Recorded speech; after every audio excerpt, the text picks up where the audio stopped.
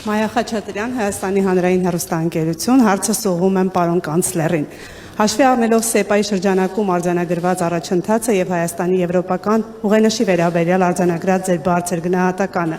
արդյոք Գերմանիան պատրաստ է աջակցել Հայաստանի համար Եվրամիության խորքային ինտեգրման նոր հնարավորությունների ստեղծմանը, այդ թվում տնտեսական, էներգետիկ եւ ինստիտուցիոնալ ոլորտներում։ Շնորհակալություն։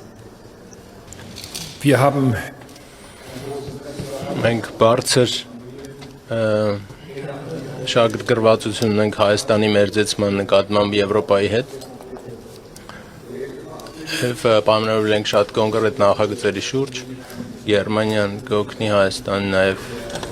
մի շարք նախագծերում, ուրեմն էներգամատակարարման ոլորտում եւ ավելի մեծ անկախության հասնելու համար այս ոլորտում պետք է աջակցենք Հայաստանին։ Պարոն վարչապետի հետ մենք շատ կոնկրետ խոսեցինք այս մասին, համապատասխան համաձայնություններ ձեռք բերեցինք, որոնք նաև գրավոր արտահայտություն ստացան այս փաստաթղթում, կարող եք տեսնել նաև եւ որ երկկողմ համաձայնություն կա մոտակա տարիներին սերտորեն աշխատել միասին եւ Ադրբեջանի հետ խաղաղությունից հետո պատմական շանս կա նաև լայն կայուն